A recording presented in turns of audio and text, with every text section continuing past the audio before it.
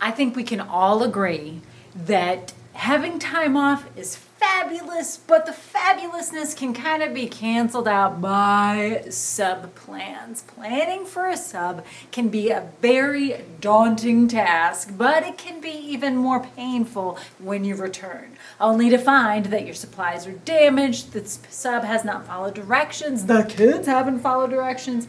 It can end quite ugly, which can really put a damper on your time off, especially if it was for something fun, like those fabulous fall conferences. Well, I've been prepping and planning to be out for 3 days, which is a long time. And so since I'll be gone for a while, I really wanted to give the sub something meaty to share with the kids so that they wouldn't think that it was just kind of a free draw time, because as you know, that wouldn't last very long before all kinds of specialness breaks loose. So I thought I'd share with you today how I prepare for a sub when I am over planning. And then I thought I'd share with you my bare minimum, because let's be honest, we don't always have tons of time to prepare for a sub. So knowing that I was going to be out for 3 days, I really, like I said, wanted to give the kids something fun for the sub to do, and something meaty that they could really sink their creative claws into. So I'm introducing them to an artist, and I created a video that will introduce them to the artist and will also kind of walk them through the process of creating their own monster. This video can be found on my YouTube channel. Feel free to use it if you'd like.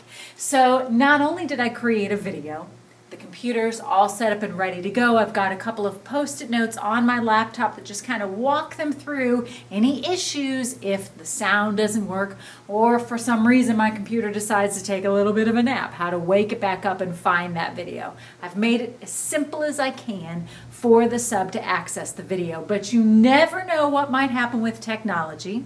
So for that reason, I also have my step-by-step board. I love having these boards up that just kind of show the phases of the project the kids will be working on. This helps my friends who are maybe a little forgetful and my early finishers who can then move on to the next step. So since this is a hour-long project, or can be broken up into 2 half-hour classes, because that's kind of how my schedule is, I have part 1 and part 2 of this project. So not only do I have it on video, but then I've also got it once again kind of like on a storyboard down here.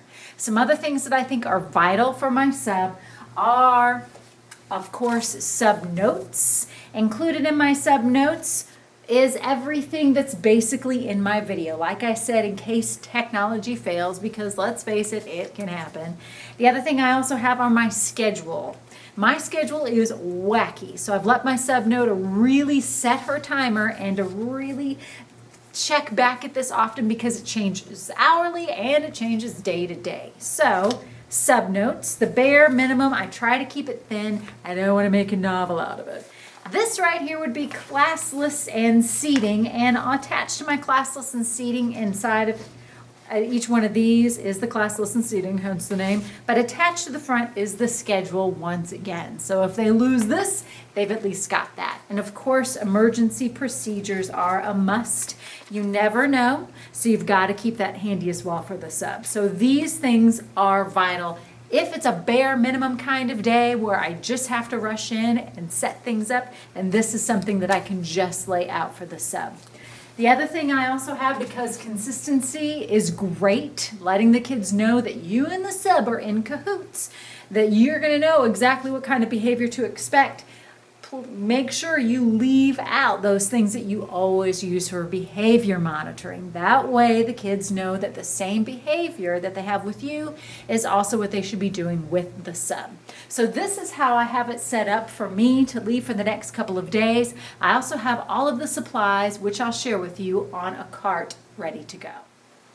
So here's my cart full of everything the sub will need, and I'm doing the same project for all of my classes, kindergarten all the way through up through 4th grade. And the reason I do that is because I like to keep it simple for the sub, and that way he or she will become an expert at that project and troubleshooting anything that I might have missed when filming the video.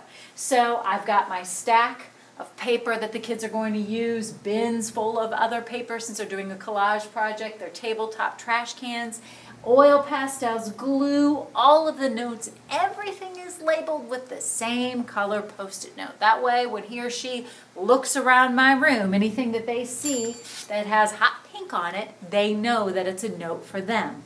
So this cart is for them to use to prepare the tables, to get the kids ready, so that way when they come to art, they're all set and ready to go. The reason I didn't set the tables for the sub is because my sub has a good chunk of planning time in the morning, and frankly, I'm tired. I'm going to let her handle the scandal, or he. So having a cart where it's out of the way during my class today, and I could be loading it up and preparing it whenever I had a free moment, has really helped me. And then I can just kind of scoot it out of the way. And this is the first thing my sub will see when he or she walks in the door. So that's how I prepare when I'm being pretty elaborate for my sub. If I just didn't have time, I do have a sub basket with very basic sub plans, usually with how to draw sheets or a lot of Zentangle kind of idea sheets, which also work really great. But for this one, I really wanted to have a fun project for the kids to spend a lot of time working on.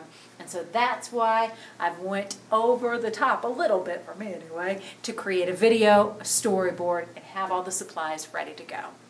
So I hope that helps you kind of think of ways to prepare for a sub and think of anything that they might need, because the easier you make their life, the better it will be to return to an art room that has things in its place. Not unlike the first time where I came back with brand new markers that had no caps. What? What kind of monster does that? Anyway, I'll talk to you guys soon. I'm obviously rambling. So I will talk to you guys soon. Bye.